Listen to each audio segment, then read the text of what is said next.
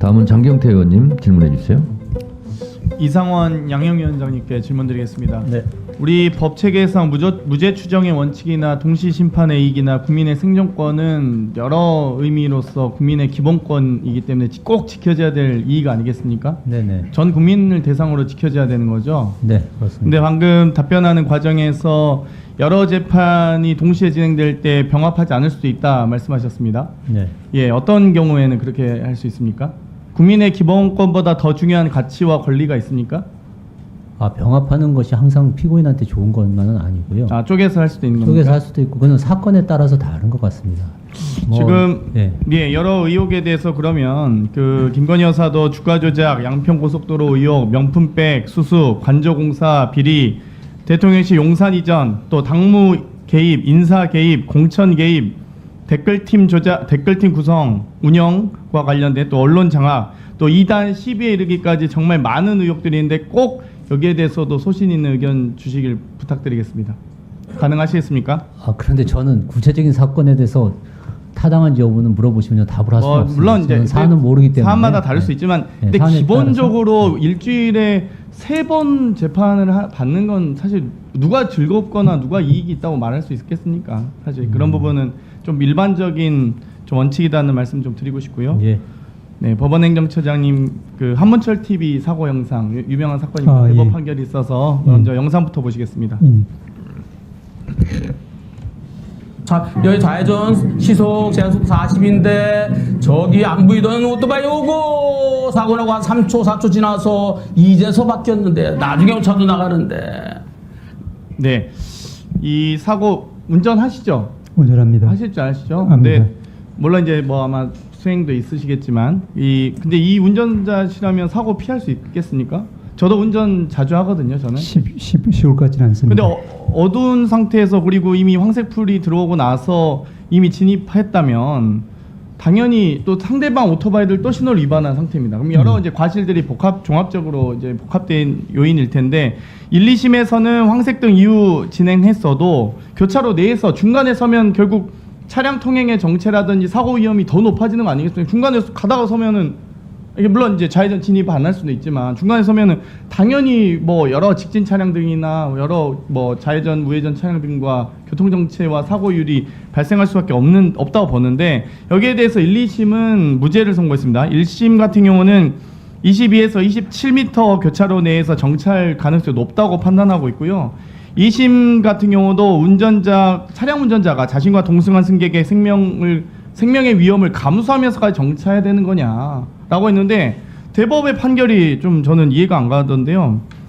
이 정체 현상이나 교통사고 위험성이나 운전자의 안전보다도 황색등 정지 규정이 더 중요하다라고 하는 것 3심의 대법 판결에 대해서 사실 글쎄요, 저는 이제 뭐 대법관 분들께서도 당연히 운전도 하시고 다 하실 텐데 이거는 좀 많은 국민들이, 그러니까 결국 어떤 판결이든지 간에 저도 법조인도 아닙니다만 법조인만의 판결은 법조인만의 것이 아니지 않습니까? 또 국민들의 눈높이에 맞아야 되고 기성세대만의 것도 아니라 저희 젊은 세대들도 이해가 가야 되는데 아니 이걸 만약에 운전자의 과실이라고 인정해버리면 그러면은 앞으로 어두운 곳에서 보이지 않는 것까지 다 미리 예측하고 운전해야 된다. 그럼 더 오히려 교통체증이 더 어려워질 것 같거든요. 거기에 대해서 어떻게 보십니까? 위원님 아시겠지만 대법원 판결은 대법관들이 검토하기 앞서서 재판연구원들이 다 꼼꼼하게 검토를 해서 보고서를 만들어 가지고 그것을 토대로 이제 대법관들이 합의를 해서 결론을 도출하게 됩니다. 당연히 그러시죠. 근데 너무 법리만 하는 게 아니라 이게 우리 일상 실생활에서 적용될 수 있는 판결이 나와야 되지 않겠습니까? 영상 하나만 더 보여주세요. 제한속도 60에서 제한속도 60 멈췄어요. 멈추라고 했잖아요. 황색을 바꿔서 멈췄어요. 소방정선 모시겠습니다. 뒤에 버스.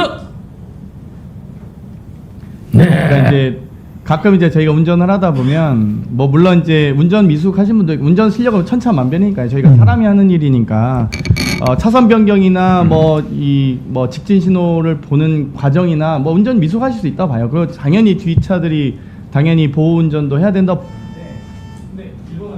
네. 근데 이 보호운전 할 수 있다 보는데 이건 뭐 버스나 트럭의 경우는 특히 또 소형 차량 요즘에 저희가 경차도 타고 소형 차량 이용하자고 하는데 다 무서워서 못 하겠다는 거예요. 뒤에서 하도 이제 뭐 추돌 해가지고 사망 사건도 많잖아요. 그래서 다 큰 차 타려고 하고 안전하게 뭐 다른 외제차까지도 심지어 나오는 판인데 저는 오히려 그렇게보다는 이 운전자의 스스로의 안전이나 교통 체증을 유발하지 않는 선으로 대법 판결이 나오면 어떨까 이런 생각이 들거든요. 그러니까 그런 부분을 법리적으로 황색불 규정을 다 지켜라는 것보다는 원만한 교통 문화가 정착되고 교통 체증이 없도록 하고 스스로 운전자들이 스스로 보호할 수 있도록 그 권익을 보호하는 것도 매우 중요하지 않겠습니까? 네, 제 경우로는 이제 위원님 말씀하신 그런 부분도 이 사건의 쟁점의 주된 쟁점이었을 것 같습니다. 그 중에서 구체적인 상황에서 구체적인 주의 의무 위반이 있는지 없는지를 판단하는 것이 결국 재판의 역할이고 이 사건에서 대법원에서는 조금은 더 규범적인 그런 판단을 그래서 보입니다. 이렇게 되면은 황색불 딱 켜지고 바로 급정거해야 되잖아요. 그러면 뒤에서 봤죠 사실. 그럴 위험성이 있겠습니다. 그건 좀 유념해서 좀그 대법 선심 판결할 분이만큼 네. 많이 감안해 주셨으면 네, 꼼꼼히 보겠습니다. 네, 수고하셨습니다. 다음은 곽규택 의원님 질문해 주세요. 여기서부터 잠시만 주목해 주시기 바랍니다. 제가 구독자분들을 위해서 깜짝 선물을 하나 준비했는데요. 제가 항상 여러분들께 뭐라고 말씀드렸나요? 뉴스만 평소에 잘 챙겨보셔도 돈이 된다, 돈을 벌 수 있다라고 말씀드렸는데요. 자, 여러분들 여기 보이는 각종 뉴스, 코로나 유행 사건, 러시아 우크라이나의 전쟁, 엔비디아의 실적, 트럼프와 김정은의 관계 등등과 같은 뉴스를 보게 되면 여러분들은 어떤 생각이 드세요?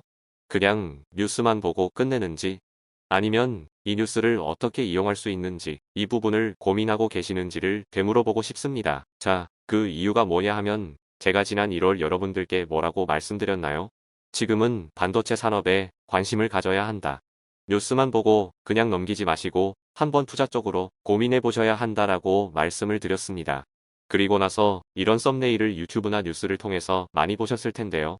이런 반도체 산업이 이슈가 되었을 때 부자들은 어떻게 생각한다고 했나요? 반도체와 관련된 투자 수단은 뭐가 있는지, 어떤 주식이 가장 좋은지, 어디에 투자해야 돈이 몰리는지 자연스럽게 생각한다고 제가 말씀드렸죠. 그 이유가 부자들이 봤을 땐 이슈가 돈으로 이어지고 그 이슈가 나에게 돈을 벌어준다는 경험적 확신이 있기 때문에 부자들은 항상 이런 사회적 이슈와 돈의 흐름을 관심 있게 쳐다본다고 제가 말씀드렸는데요. 이번에도 마찬가지입니다.